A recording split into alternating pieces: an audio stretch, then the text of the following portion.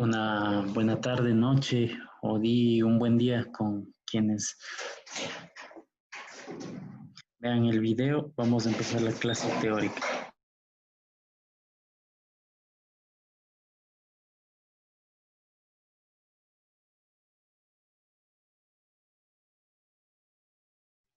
Bueno, vamos a empezar con la clase asíncrona y el objetivo principal es resolver algunos ejercicios referentes a la parte de probabilidades discretas. Importante cada vez que nosotros revisamos las probabilidades discretas es verificar pues sobre todo las características principales con respecto a cada una de las probabilidades que nosotros tenemos referentes a la parte de probabilidades discretas. Es importante y sobre todo sobremanera revisar y sobre todo ver qué tipo de elementos pues nos está mostrando, nos está solicitando como resultado. Recordemos que la parte de probabilidad siempre pues nosotros a la hora de nosotros realizar elementos de probabilidad, pues nosotros tenemos que basar nuestra información en que las probabilidades son en función de eventos o experimentos que se realizan y el objetivo principal es denotar o mostrar cuáles son los posibles probabilidades de dichos eventos. Vamos a ver, hemos visto tres ejercicios de este archivo de Excel, el cual los voy a subir una vez que se concluya esta clase asincrónica para que tengan como material de referencia. Sobre todo, pues para que puedan revisarlo de forma asincrónica y puedan realizar las actividades y tareas que se solicitan. En primera instancia, pues las probabilidades discretas, habían ciertos elementos para su resolución, como teníamos las probabilidades binomiales, las hipergeométricas y las probabilidades de Poisson. Cada una de ellas con sus distintas características, que es importante remarcar pues a la hora de nosotros realizar cada uno de los cálculos de cada una de ellas. Y pues dichas probabilidades discretas van a permitirnos sobre todo dar la posibilidad de tener los enunciados de acuerdo a cada una de esas características. Voy a renombrar un poco pues las características de cada una de ellas. Con un referente a la probabilidad binomial, dicha probabilidad es una distribución de probabilidad discreta que de hecho se presenta con mucha frecuencia. ¿Cuáles son sus características principales? El resultado de cada ensayo de experimento se clasifica en dos categorías mutuamente excluyentes: éxito o fracaso. Tenemos una variable aleatoria que permite contar el número de éxitos en una cantidad fija de ensayos. Ojo, esto es muy importante, una cantidad fija de ensayos. La probabilidad de éxito o fracaso es la misma en cada ensayo y los ensayos son independientes, lo cual significa que el resultado de un ensayo no influye en el resultado de otro. Bastante interesante también. Vamos a ver también otra distribución de probabilidad que es la hipergeométrica.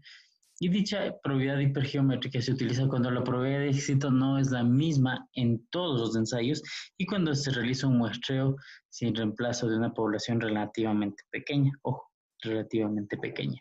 Eso es importante tomar en consideración. Características que va a tener esta probabilidad hipergeométrica, que los resultados de cada ensayo de un experimento se clasifican en dos categorías exclusivas como éxito y fracaso. La variable aleatoria es el número de éxitos. El número de éxitos es un número fijo de ensayos y los ensayos no son independientes. Los muestreos se realizan con una población finita, ojo, sin reemplazo. Y pues esto es importante tomar en cuenta por lo general cuando realizamos la probabilidad hipergeométrica. Y pues con respecto a la probabilidad de Poisson, es importante sobre todo tomar en cuenta que la probabilidad de Poisson nos permite escribir el número de veces que presenta un evento durante un intervalo específico y este intervalo está basado en elementos como tiempo, distancia, área, volumen. Como característica es muy importante, la variable aleatoria es el número de veces que ocurre el evento durante un intervalo definido y la probabilidad de que ocurra un evento es proporcional al tamaño del intervalo. Los intervalos no superponen y no se superponen y son independientes. Entonces, dicho esto, pues vamos a resolver unos cuantos ejercicios que tenemos en este archivo de Excel, con el objeto de pues ir dando solución a cada uno de ellos. En especial, pues este ejemplo que representa a este ejercicio. Dice, Pizza Place ofrece 3 tamaños de refresco. de cola, chico, mediano y grande. Para acompañar su pizza, los refrescos cuestan 80, 90 y $1.20 respectivamente. Dice aquí, nos está dando la probabilidad, dice que el 30% de los pedidos corresponde al tamaño chico, 50 al mediano y 20% al grande. Ojo, nos está indicando la probabilidad de cada uno de estos eventos. Organice el tamaño nos está pidiendo que organice el tamaño de los refrescos y la probabilidad de venta en una distribución de probabilidad. Ojo, importante una distribución de probabilidad. Entonces, ¿qué es lo que vamos a realizar cuando hagamos la distribución de probabilidad? Primero, tomar en cuenta lo siguiente. Ir catalogando, ¿no? Vamos a poner aquí chico, mediano y grande. La probabilidad o el valor que tiene cada uno de ellos, vamos a llamarle el valor de X. La probabilidad, vamos a tener la probabilidad de X, ¿sí? Que pues también ya la tenemos especificada. Si nosotros vemos aquí cada uno de los valores, 0.8, acá tenemos 0.9 y pues tendríamos 1.20. ¿Sí? La probabilidad de cada uno de ellos dice que cuando es chico tenemos el 30%, 0.3, podemos poner. Tenemos cuando es mediano el 50% o 0.5 y cuando es grande el 20%. En total, si nosotros sumamos, estoy haciendo una tabla de distribución, ¿no? Recordemos, estoy plasmando mis elementos en la tabla de distribución. Si sumamos, obviamente debería representarme el 100%. Sí, vamos a representar esto. Muy importante cuando representemos cada uno de estos elementos. Luego voy a determinar elementos como calcular la suma del promedio que se cobra por refresco de cola. ¿Sí? Entonces, la suma del promedio que se cobra por refresco de cola. Primero, es importante realizar ciertas precisiones cuando realizamos este tipo de elementos. Entonces, una vez que nosotros realizamos o estamos creando nuestra tabla de distribución, vamos a responder la primera pregunta. ¿Sí? Dice, se trata de una distribución de probabilidad discreta, indique por qué.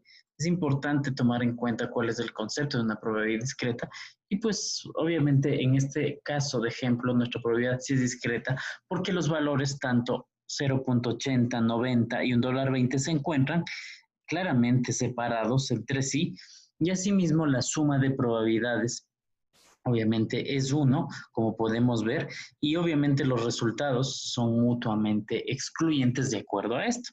Esta sería la respuesta de A, que pues obviamente el tipo de probabilidad es discreta debido a que sus valores se encuentran claramente separados y obviamente tenemos la suma de probabilidades nos da 1, ¿no?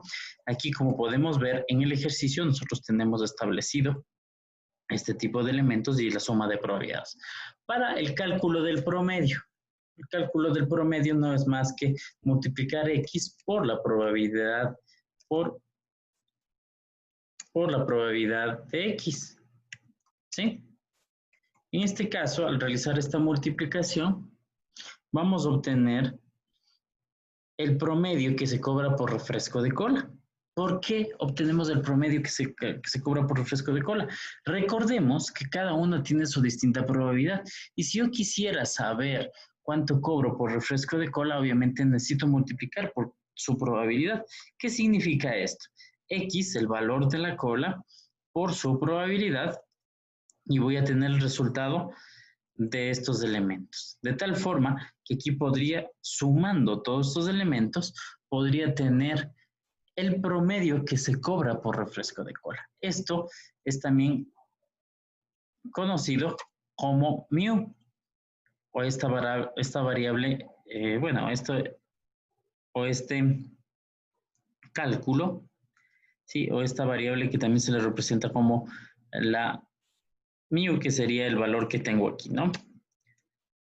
Que vendría a representar nuestro promedio, ¿sí? De acuerdo a nuestro ejercicio. Dice, ¿cuál es la varianza de la cantidad que se cobra por un refresco de cola? ¿Cómo se calcula la varianza? Recordando un poco los elementos que hemos utilizado para calcular la varianza, era pues obtener nosotros nuestros valores de cada valor de X restando, ¿sí? Aquí teníamos cada valor de X restando menos del promedio, ¿sí? Menos del promedio, y obviamente recordemos que eso al cuadrado multiplicado por la probabilidad, pues vendría a darnos nuestro valor de la varianza. ¿Cómo se hace esto? Entonces, primero obtenemos dicho valor, que sería igual el valor de X menos el valor que tengo aquí de mu o el promedio, ¿sí? Y pues obtendría todos estos valores. Lo siguiente vendría a ser X menos mu o el promedio al cuadrado. Elevemos al cuadrado. Y esto por la probabilidad de X. ¿Sí? Que ya la tenemos. Entonces vendría a ser igual al valor que tengo aquí elevado al cuadrado por la probabilidad de X. ¿Sí? Y todos estos valores, la suma de todos estos valores van a representarme mi varianza. Y mi varianza, aquí obviamente la varianza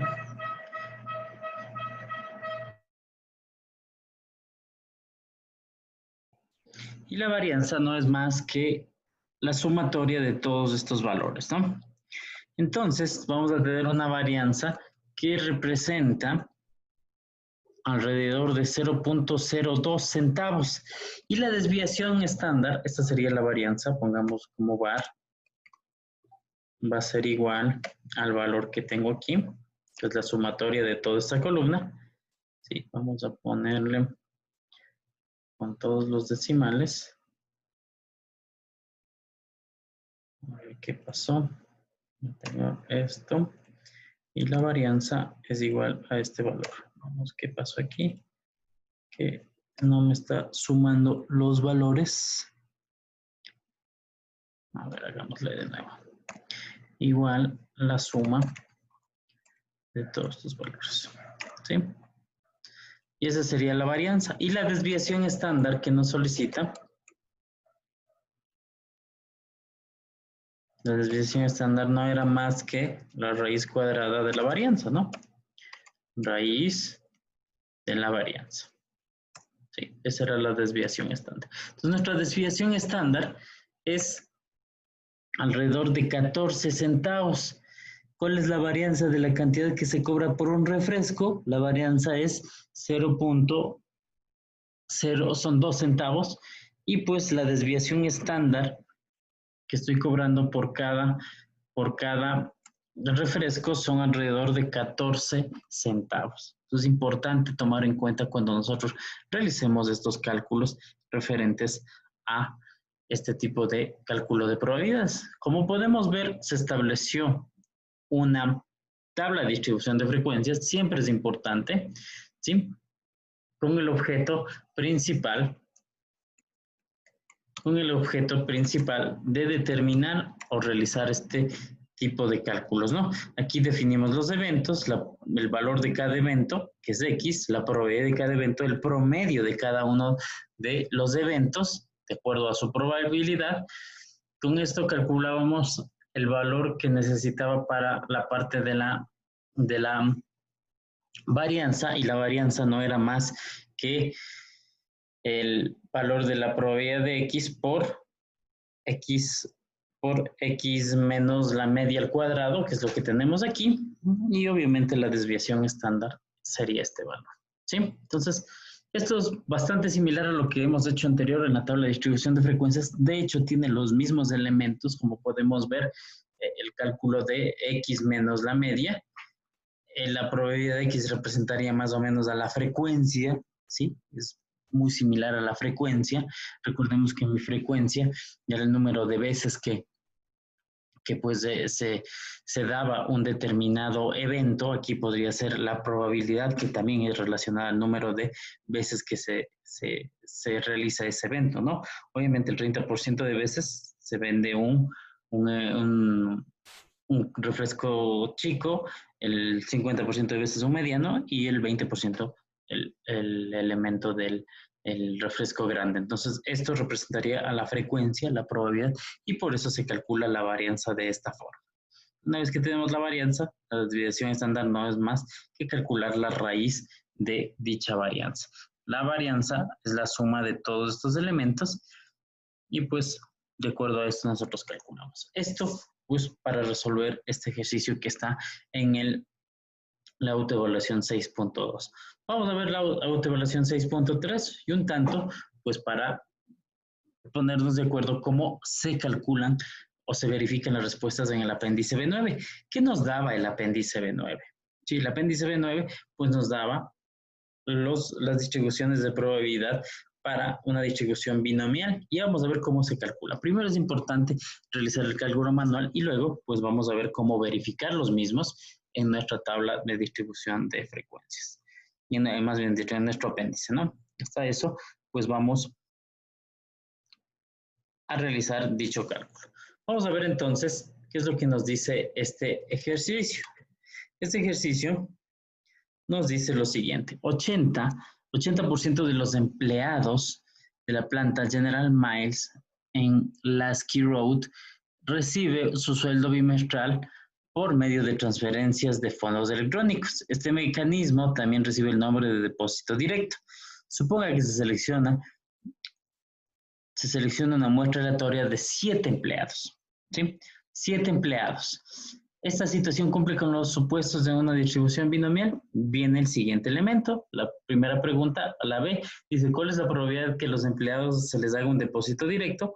Aplique la fórmula en esta autoevaluación 6.3 para determinar la probabilidad exacta de que 4 de los 7 empleados de la muestra se les haga un depósito directo. Recordemos, tenemos un elemento importante: clasificar nuestros eventos que tenemos en nuestro ejercicio, ¿sí? Entonces, en nuestro ejercicio vamos a describir los eventos. X iría, de acuerdo a lo que habíamos visto en la clase, iría desde 0 hasta el 7, ¿sí? Entonces, desde 0 hasta el 7, vamos a generar los 7 eventos. Cuando sean 0, cuando sea 1, cuando sea 2, 3, 4, 5, 6, 7, para poder resolver lo que tenemos aquí. Bastante similar a lo que hicimos en la autoevaluación 1, ¿sí? Que sería para la probabilidad binomial. ¿Sí? Entonces, vamos a determinar aquí la probabilidad de X. La probabilidad de X. Entonces, la probabilidad de X no es más que realizar utilizando la fórmula que tenemos en Excel, ¿no? Distribución binomial de n, en donde vamos a tener ciertos elementos a tomar en cuenta. ¿Sí? Antes de considerar, hay que siempre tomar en cuenta cuáles son los elementos. En este caso, vamos a tomar en cuenta lo que nos está pidiendo y eso vamos a ir denotando o poniendo en variables, ¿sí? Antes de empezar. Vamos a poner aquí, tendríamos n, ¿sí? Vamos a tener también, vamos a tener el número de ensayos, la población de éxito, la probabilidad de éxito y pues obviamente el número de ensayos, ¿no? Aquí vamos a poner, primero pongamos n porque es una muestra. Vamos a poner el número de ensayos. El número de ensayos, ¿sí? Y la probabilidad de éxito, ¿no?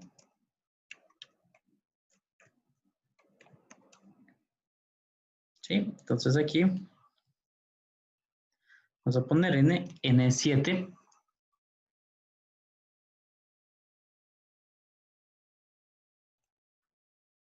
N7, el número, N7, el número, N7, el número de ensayo vendría a ser este. Tenemos solo la probabilidad de éxito, aquí pongamos esos dos valores, y la probabilidad de éxito dice que es el 80%, ¿sí? Entonces, si yo realizo esta fórmula de la probabilidad binomial, o la distribución binomial, ¿sí? Me dice el número de éxito. Bueno, en este caso estoy diciendo cuál número de éxito vendría a ser 0, 1, 2, 3, 4, 5, 6, 7. Las 7 elementos a tomar en cuenta. El número de ensayos en total que yo tengo en mi ejercicio vendría a ser n, que tengo aquí. Y la probabilidad de éxito que yo tengo acá vendría a ser este 0.8. Acumulado habíamos dicho que poníamos 0, ¿sí? Y calculábamos nuestros valores. Pero me faltaba poner los valores que son constantes, ¿no? En este caso vendrían a ser estos dos que tengo aquí. Obviamente estos otros temas van a variar en función de este tipo de elementos. ¿Qué debía tomar en cuenta cuando realizaba este tipo de probabilidades? Siempre es importante que pues la suma de todas las probabilidades que yo tengo aquí debe ser 1. Como podemos ver, a la hora de nosotros sumar todas estas probabilidades me va a dar 1. Importante tomar en cuenta, ¿sí?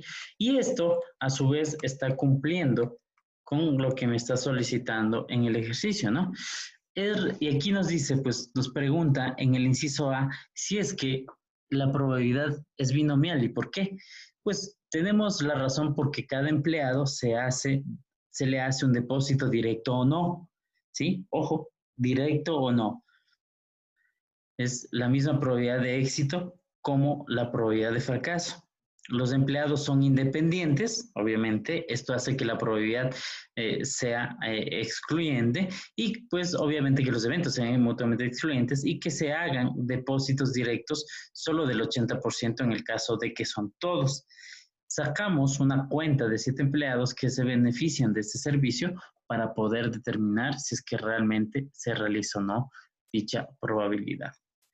Entonces, cuando nosotros queremos obtener esto, entonces sí es una probabilidad porque, obviamente una probabilidad binomial, porque cumple los supuestos de dicha probabilidad, ¿no?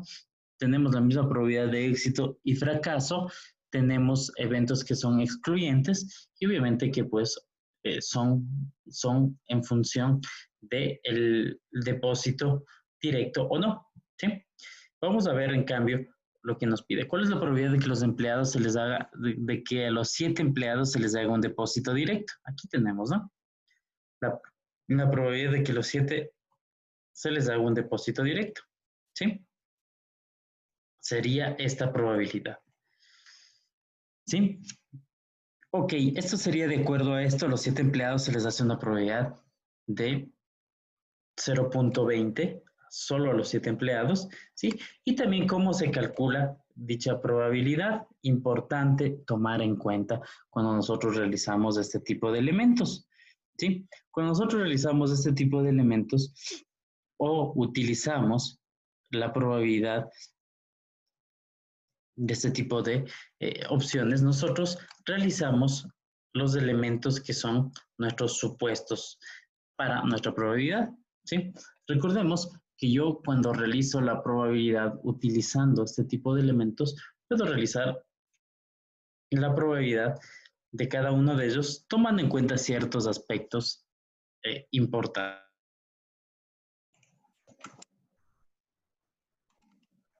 Entonces, recordando un poco, pues, lo que con respecto a las probabilidades, aquí utilizamos la fórmula, pero si quisiera hacer de una forma un poco más directa, pudiera hacer algo como esto. ¿Qué significa esto? Recordemos esta parte de aquí, muy importante, o nuestra fórmula para poder realizar dicho cálculo de las probabilidades basándonos en el libro. Significa que la probabilidad de que sean 7, ¿sí? Indico que pues van a ser 7 de 7, ¿sí? 7 de 7, obviamente, y aquí debo multiplicar la probabilidad de éxito con la del fracaso. La probabilidad de éxito en este caso es el 80%, 80% que se les deposita de forma directa y el 20% de forma indirecta. Podría calcular de esta forma también. Podría decir 0.8 elevado a la 7 por 0.2 elevado a la 0, ¿sí? Y me debería dar la misma probabilidad que tengo aquí. En cambio, si hiciera la probabilidad para el siguiente, que necesito saber que, pues, aplicar la fórmula para saber que 4 de los 7 empleados se les hace un depósito directo, vendría a ser aquí 4, aquí vendría a ser 4, que se les deposita directamente, y a 3, que se les deposita de forma manual, se podría decir, ¿sí? Cuando nosotros realizamos dicho depósito, entonces aquí vendría a cambiar, sería la probabilidad de que 4, obviamente les deposite de forma directa. Esto pongámoslo al igual para que quede un poco más entendido. Al igual, y ahí pues se realizaría dicho cálculo. Veamos en cambio cómo quedaría aquí. Sería igual. Aquí obviamente para corroborar vendría a ser esta fórmula que yo tengo aquí, 4 de 7, vamos a poner un color un poco más claro para que se pueda visualizar. Y aquí también le vamos a poner el mismo color. Vendría a ser igual 0.8 elevado a la 4 por 0.2 elevado al cubo, ¿sí? Y vendría a darnos nuestro valor, obviamente tomando en cuenta nuestra fórmula. A ver, aquí creo que estoy equivocada en uno de los parámetros. Denme un segundito.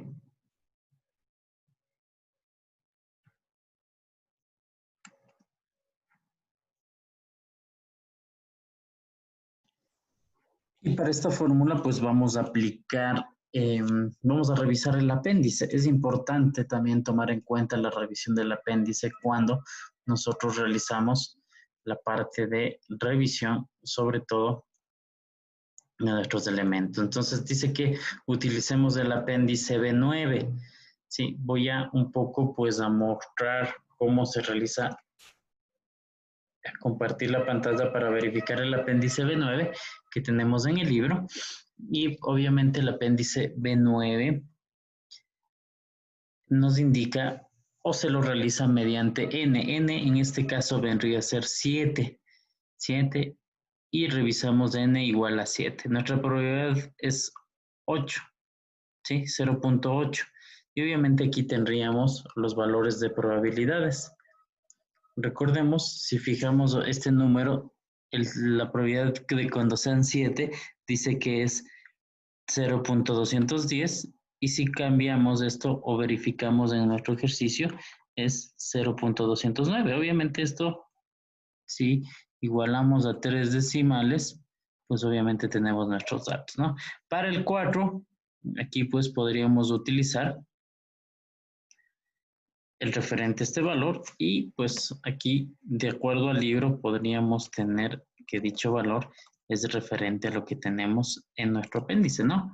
0.15, cuando sean 4 de 7, ¿sí? Entonces es importante sobre todo la verificación de nuestros elementos, como el uso del apéndice para comprobar. Podemos utilizar la fórmula que hemos visto en Excel como distribución binomial dis.binom.n, que nos permite realizar el cálculo, o también podemos realizar la verificación en el apéndice, ¿no? Entonces, de esta forma, pues, nosotros comparamos nuestros datos para poder obtener dicha información. Es importante tomar en cuenta siempre, pues, el uso del apéndice a la hora de realizar cada uno de nuestros elementos, como la realización de cada uno de nuestros datos. Vamos a ver este otro ejercicio. Dice el 6. El ejercicio 6. De versión 6.4 nos dice: determina la probabilidad de los siguientes eventos. Esta probabilidad es importante tomar en cuenta cuando nosotros calculamos y obviamente aquí también vamos a realizar una tabla de distribución, ¿sí? Utilizando exactamente lo mismo. Recordemos que aquí tenemos n y ya nos especifica, dice que n, en este caso, o la probabilidad de x, en este caso vamos a ponerle x, va desde 0 hasta 4, ¿sí? De 0 hasta 4. La probabilidad de cada uno de ellos, utilizando, vamos a utilizar la fórmula de Excel, vamos a poner aquí la probabilidad de x es igual a la distribución binomial, en donde tendríamos el número de éxito, en este caso el número de ensayos vendría a ser 4, que es n, y la probabilidad de éxito que ya nos especifica, que es 0.6. ¿Sí? Y acumulado le ponemos 0. Calculamos todos nuestros resultados, verificamos que si sumamos los mismos nos dé la probabilidad de 1, verifiquemos en el apéndice cuando sea 4 y la probabilidad sea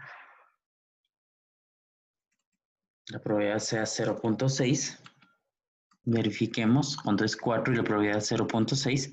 Aquí tenemos nuestros datos, 0.26, 0.154, 0.346. Verifiquemos aquí. ¿Sí?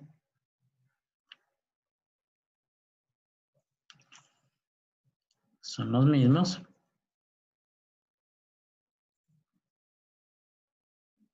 Sí, aquí podemos actualizarle o ponerle en 3 dígitos y obviamente tendríamos el mismo elemento.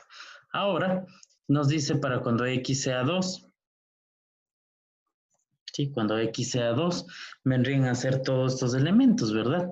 Cuando x es igual a 2, vendría a ser este valor que tengo referente a la respuesta de A, que vendría a ser 0.346. Dice los mayores que 2.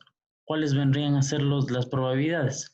Vendrían a ser todos estos que voy a seleccionar de color amarillo. Y pues los de color acá serían los menores iguales que 2. ¿Sí? Estos vendrían a ser la suma de estos dos.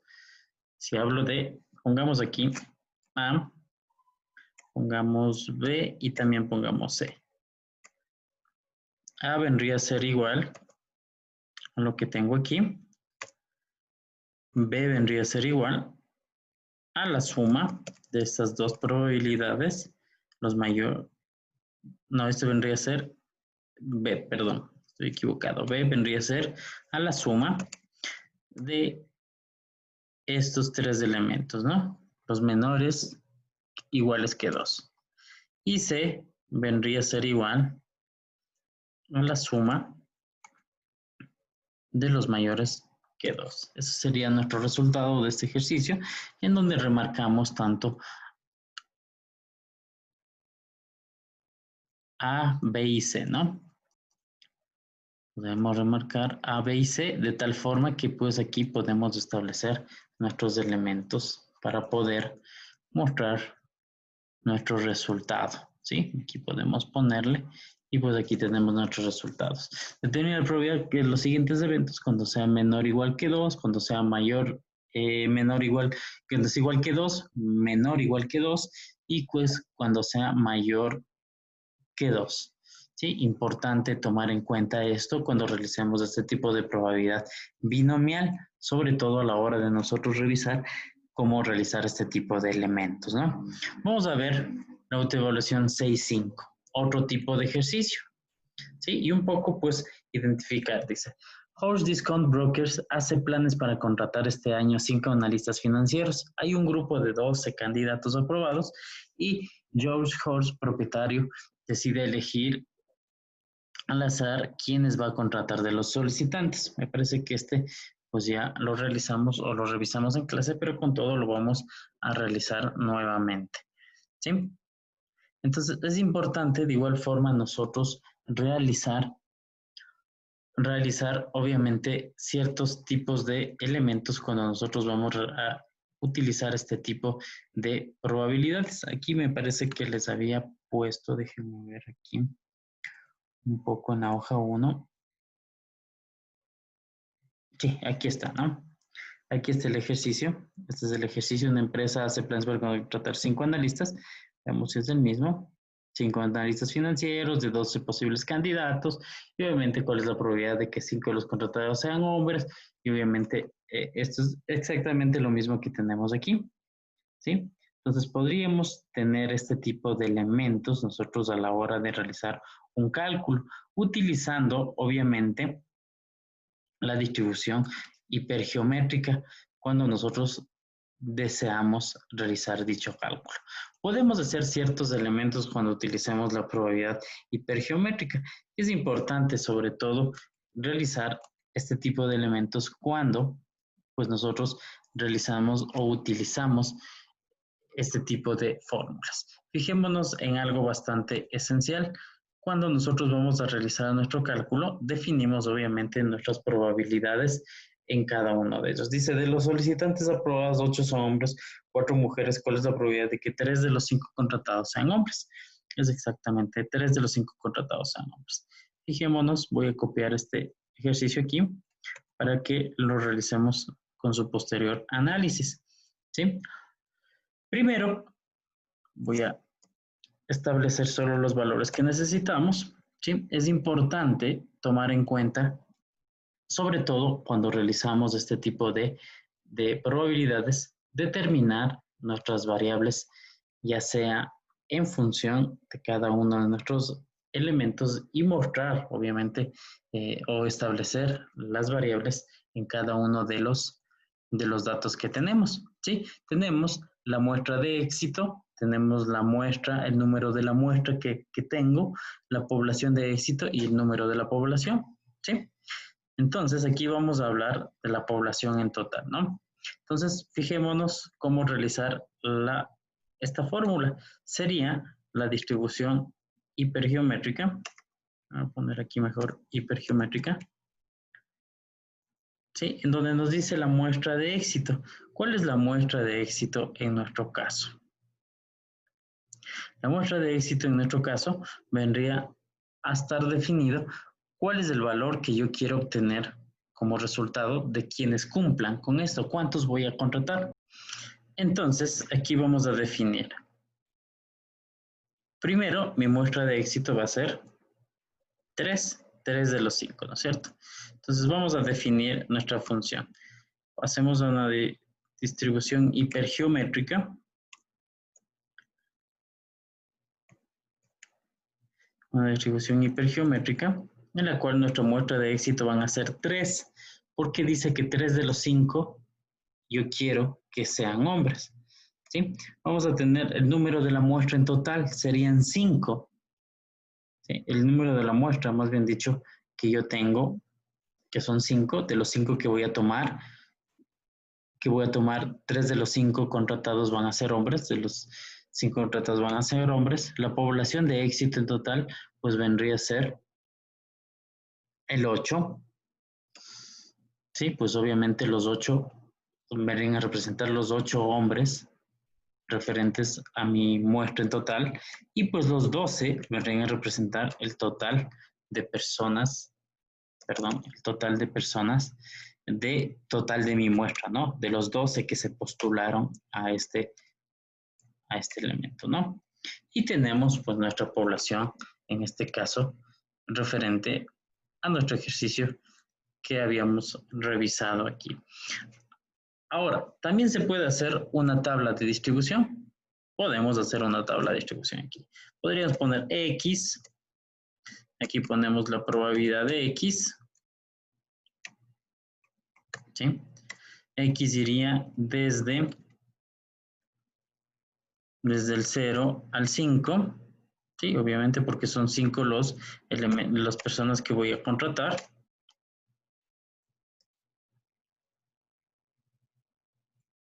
Y pues utilizo la misma función. Voy a utilizar la misma función. Lo que va cambiando aquí únicamente, pues va a ser el número de la muestra de éxito, que vendría a ir cambiando de acuerdo al valor que tengo aquí. ¿Sí? Y cada uno de los valores obviamente van a ser los mismos, ¿no? La muestra de éxito, el 8, perdón, que le había puesto aquí, vendría a ser este valor que tengo acá, el total de hombres que tenemos en nuestra, que se presentaron para realizar la prueba, ¿sí? Y aquí pues tendríamos nuestros resultados. Y fijémonos si pues contrastamos los mismos, ¿no? Aquí tenemos o utilizamos, bueno, aquí tenemos el mismo resultado que utilizamos mediante la misma fórmula, ¿no? Aquí podemos ver los distintos variantes. Cuando haya 0 de los 5 contratados que sean hombres, dice que la probabilidad de 0, ¿sí? La probabilidad de que los 5 contratados sean hombres sean 0. Algo que tomar en cuenta que la suma de estas probabilidades debe darme 1, ¿no? Ya, ok. De que sean 2, dice 4,14. 0,14. De que sean 3, 0,42. La misma que tengo. De que sean 4, 0,35. Y de que sean 5, 0,7. Es decir, el 7% de que sean 5 personas. Entonces es importante, sobre todo, tomar en cuenta cuando realizamos este tipo de probabilidades a la hora de nosotros realizar o utilizar las funciones de una manera adecuada, ¿sí? Entonces, sobre todo cuando nosotros realicemos este tipo de ejercicios, siempre es importante analizar. Aquí no nos dice ninguna probabilidad. En la probabilidad binomial sí nos dice una probabilidad o nos especifica una probabilidad. Y nos topamos también con otro ejemplo que también hicimos, que era con la distribución de Poisson, con la probabilidad de Poisson, en la cual para la probabilidad de Poisson la reconocemos porque está basándose en un intervalo de tiempo, en un intervalo de tiempo que aquí nos indica, ¿no? Aquí nos dice que obviamente quiero saber la gente que tiene este inconveniente en un año, ¿no? Quiero saber en un año cuántas pólizas se compraron. Entonces, es importante un poco ir analizando o especificando. Fijémonos que la probabilidad hipergeométrica, aquí no tengo ningún tipo de probabilidad, ¿sí? En la probabilidad binomial, ejemplo anterior, teníamos donde nos especifica una probabilidad y nos especifica n, que también puedo buscar la probabilidad binomial utilizando este apéndice, y para la probabilidad hipergeométrica utilizo la función que yo tengo aquí, ¿sí? La función de la probabilidad hipergeométrica, porque aquí pues establecemos valores tenemos una muestra de éxito, tenemos probabilidad de éxito, tenemos una población de éxito, tenemos una muestra y tenemos una población en total. Aquí tenemos variables que nos demuestran cada uno de ellos. ¿Cómo sería la muestra de éxito? El número de la muestra, la población de éxito, el número de la población que nosotros tenemos. Y en cambio, en la distribución de Poisson, lo que yo necesito es encontrar el valor de mu que sería el promedio y que vendría a ser el resultante de la probabilidad que tengo, ¿sí? De que la probabilidad que tengo con respecto a mi muestra en total. Esta multiplicación que yo tengo me dice mi promedio, y este promedio que yo tengo es utilizado para realizar nuestro cálculo, sobre todo utilizando esta fórmula, ¿no? En donde tenemos X, que vendría a ser representante a cuántos, aquí nos dice cuál sería la probabilidad de que estos paguen, de que personas paguen, obviamente, la póliza, de que 3 personas paguen su póliza, ¿sí? Y obviamente también aquí vamos a tomar en cuenta, sobre todo, también la media, ¿no? La media que es importante. ¿Cómo se calcula la media? Pues n por la probabilidad que nosotros tenemos, ¿no? Entonces, de acuerdo a esto, pues yo obtengo mis resultados y utilizo pues también esta fórmula que es la distribución de la Poisson distribución, ¿no? Y también esto también se ve o está en el apéndice B5. Voy a mostrarles aquí el apéndice B5, en donde está la distribución de Poisson y de acuerdo al valor que tenemos de mu, que en este caso era nuestro valor de nuestra media era igual a 0.8 y X teníamos 3, ¿sí? Y X teníamos igual a 3. Y de acuerdo a esto, pues nosotros calculamos nuestro valor. 0.8 y 3 y aquí tendríamos nuestro valor 0.0383, que es muy similar a lo que obtuvimos de resultado con nuestra distribución de Poisson. Entonces es importante sobre todo que nosotros realicemos esto o este cálculo ya sea utilizando las funciones de Excel o también utilicemos mediante el apéndice que tenemos en el libro. Sí, entonces por favor, muy importante, es muy importante revisar ese tipo de elementos.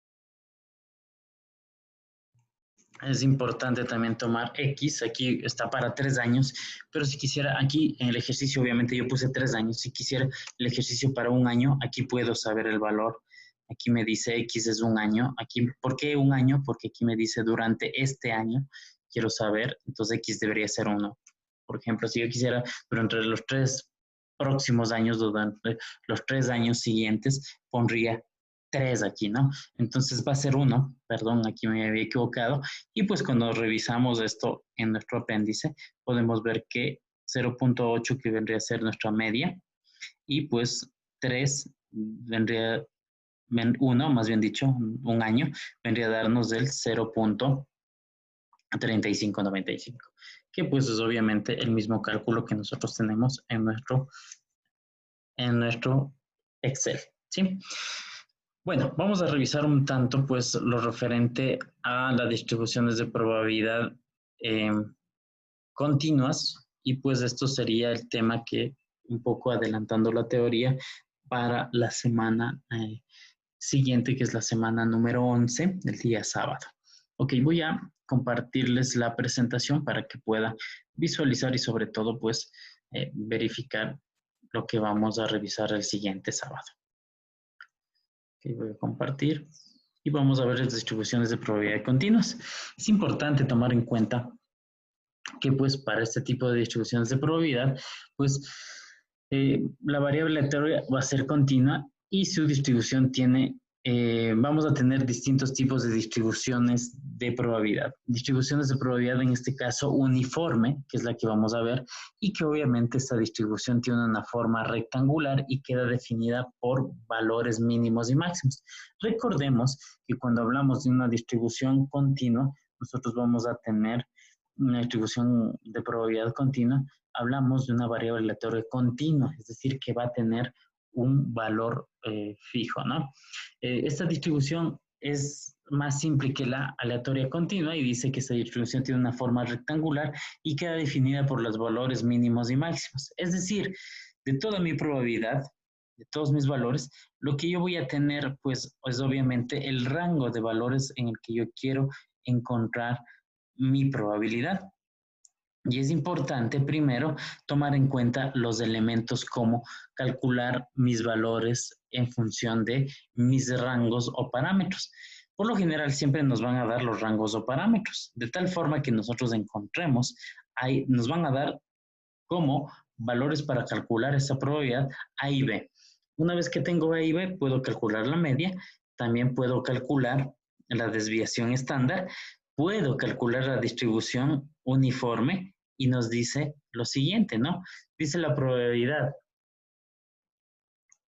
obviamente, de acuerdo a su distribución, voy a calcular en función a base por altura, que esto nos implica que es el valor de la probabilidad total, y nos dice que si la distribución está si la probabilidad que quiero encontrar está entre A y B o en cualquier otro lugar, ¿sí? Entonces es importante tomar en cuenta esto. Para esto siempre vamos a tener los valores de A y B como valores, como insumos para nosotros poder calcular nuestra probabilidad uniforme. El ejemplo que podemos tener aquí para la probabilidad uniforme es importante, sobre todo, tomar en cuenta esto, ¿no? Dice una distribución uniforme se define en un intervalo de 2 a 5. ¿Cuáles son los valores A y B? En este caso vendrían a ser 2 y 5. ¿Cuál es la media de la distribución uniforme? ¿Cómo calculamos la media? De acuerdo a la función anterior, ¿no? A más B dividido para 2. A más B dividido para 2 vendría a ser nuestra media, ¿sí? ¿Cuál es la desviación estándar? De acuerdo al ejemplo que tenemos aquí, raíz de B menos A elevado al cuadrado dividido para 12, ¿sí? Demuestra que el área total es igual a 1. ¿Cómo demostramos? Con esta fórmula. 1, B menos A por B menos A debe ser 1. ¿Sí? Si hacemos este ejemplo, pues nosotros vamos a tener A nos dice que es 2, B 5, la media, ¿sí? Que tenemos en total es 1.35. La desviación estándar, en este caso, pues vendría a ser la desviación estándar vendría a ser la raíz de lo que tenemos aquí, ¿sí? La desviación estándar. Y pues de acuerdo a esto nosotros vamos a ir realizando dicho cálculo.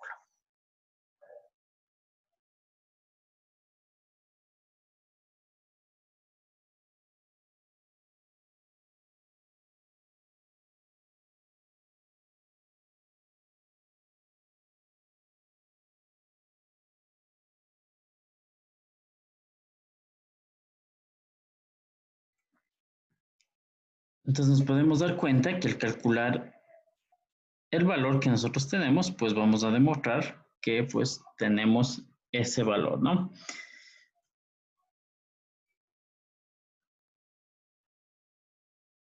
Vamos a calcular también la probabilidad de que sea mayor que 2.6. ¿Cómo calcularíamos la probabilidad de que sea mayor a 2.6? Establecemos nuestro intervalo, que sería intervalo mayor menos el menor.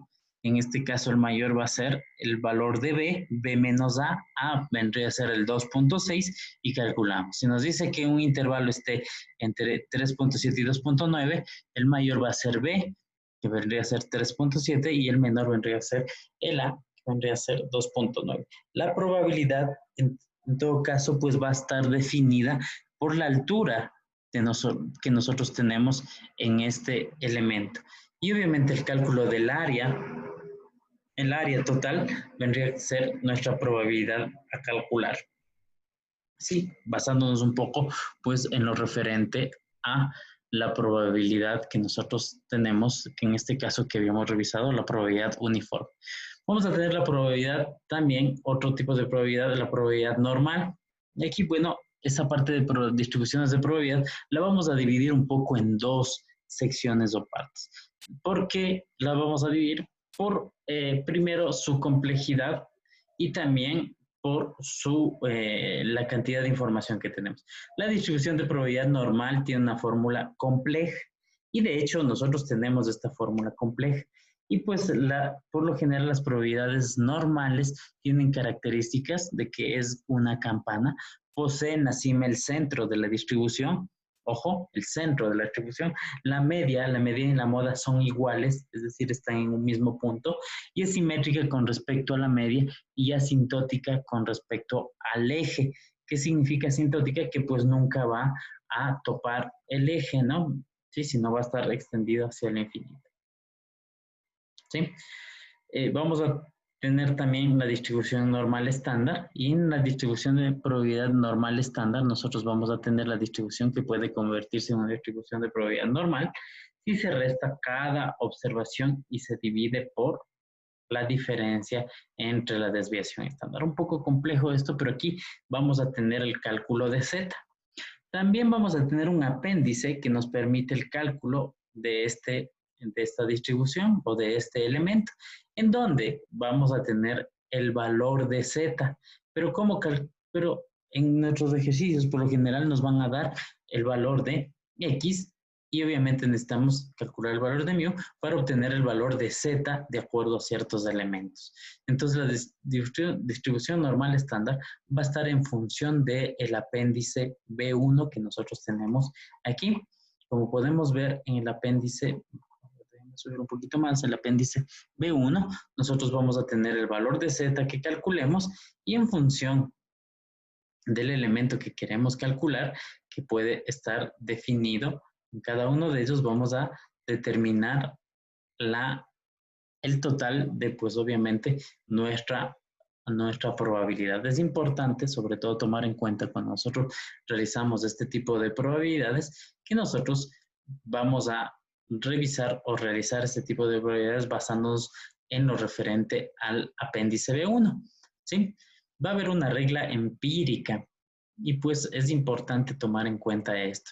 Y esta regla empírica nos dice lo siguiente, que cerca del 68% del área bajo la curva se encuentra una desviación estándar de la media, lo que se puede escribir como 1. Ojo, lo que está abajo de esta curva se puede escribir como 1. Y alrededor del 95% del área bajo la curva se encuentran 2 desviaciones estándares de la media, y esto se puede escribir como un 2. Prácticamente dice que todo el área bajo la curva se encuentran 3 desviaciones estándares de la media, lo cual se escribe como un 3. De hecho, esto lo vamos a revisar un poco muy a detalle cuando hagamos un ejercicio, ¿no? La distribución normal estándar está definida o se calcula mediante una función que se denomina distribución normal o disnormal, ¿no? La cual está asociada a un valor z. Nosotros vamos a encontrar este valor z. Entonces, de acuerdo a este valor z que nosotros encontremos, vamos a encontrar nuestros datos. Me dice, con una media de 1000 y una desviación estándar de 100, ¿sí? Verificamos nuestro apéndice, ¿no? Entonces, vamos a ver aquí un elemento, ¿no? ¿Cómo se calcula? Dice, determinación de las áreas bajo la curva, ingreso semanal entre 790 y 1000. 790 y 1000. Dice que nuestro ingreso está entre 790 y 1000. ¿Sí? Vamos a determinar el valor de Z. ¿Sí? Es importante primero determinar este valor de Z. ¿Sí? Para nosotros poder realizar nuestro elemento, encontrar nuestros valores. Una vez que determinamos este valor de Z, ¿sí? El que tenemos aquí, ya vamos a ver cómo se lo determina. Si regresamos un poco, el valor de Z era X menos la media, ¿sí? Y obviamente, ¿cuál es el valor de la media? Aquí en este caso viene a ser 1000, X menos la media dividido para, como ponemos aquí, para la desviación estándar, ¿sí? Y una vez que calculamos este valor, ¿sí? Y pues encontramos nuestro resultado, nos dice que es menos 210. Independientemente si sea menos o más, pues nosotros definimos nuestra probabilidad utilizando Z, ¿no? Z dice que es 2.1 y obviamente vendría a ser 0, en este caso nuestro valor, ¿no? De la probabilidad para buscar en nuestra tabla. Esto pues lo vamos a ver mucho más a detalle, pero lo que sí pues es lo que nos dice cuál es la probabilidad, aquí dice determinación de áreas bajo la curva, el ingreso semanal entre 790 y 1000. Si yo quisiera saber en total cuál es el total de mi probabilidad, recordemos que vamos a tener la curva que divide en dos mitades, ¿no? El 50% para el uno y el 50% para el otro, ¿sí? Obviamente este 50%, si yo quiero saber la probabilidad de toda esta porción y sé este valor, ¿sí? Puedo hacer una simple resta, ¿no? O, pues, si sé este valor, pero no sé o quisiera saber la probabilidad de que la gente reciba menos de $790, pues tendría que restar el 0.5 menos el, o el 0.5 menos el 0.4821. ¿Sí? Entonces, de esta forma nosotros podemos calcular ciertos elementos de nuestra probabilidad. Importante, veamos esto, determinación de áreas bajo la curva, dice ingreso semanal entre 480 y 1200. 480, perdón, 840 y 1200. ¿Sí? Cuando mi media, obviamente, el ingreso de media es 1000. Aquí realizamos lo siguiente, ¿no? Utilizamos, obviamente, nuestros elementos como, pues, para el cálculo de Z, realizando, pues, lo referente a dicho cálculo, utilizando elementos como la resta, ¿no? Restamos y obviamente se hace la división en total, ¿no? Una vez que obtenemos el valor de Z, lo que hacemos es ir a buscar nuestros elementos tomando en cuenta en el apéndice, ¿no? Vamos a ver aquí un poco, regresando a esta parte de aquí, nos dice que la determinación de áreas bajo la curva nos viene a dar este elemento, ¿no? Fijémonos que nuestro problema ya nos da una desviación estándar y una media que nos dice que es 1000. ¿Sí? Al tener estos valores, nosotros reemplazamos media y desviación estándar, ¿sí? Y calculamos los valores de z, tanto el valor de aquí como el valor de acá. Cada uno de ellos visualizando un tanto en el apéndice, ¿sí? Si nosotros visualizamos el valor de z, que nos decía que el valor de z es 1.6, ¿sí? Y acá era 2, verifiquemos el valor de z 1.6 y 2. 1.6, el valor de z, 1.6, ¿sí? Y aquí tenemos este valor, y pues tenemos el valor de 2, tenemos 0.44 y el otro 0.47, y pues de acuerdo a esto podemos ver que aquí tenemos nuestros datos, ¿no? 0.44 y 0.47. La suma de estos dos elementos vendría a ser toda nuestra probabilidad para decir las personas que tengan un ingreso semanal entre 840 y 1200. Recordemos que nuestro ejercicio nos da el valor de la media, el valor de la desviación estándar para realizar dicho cálculo, ¿no? Vamos a tener valores que estén superiores a la media, en el cual pues nosotros primero vamos a calcular ciertos elementos, ¿no? ¿Cómo encontrar este tipo de elementos?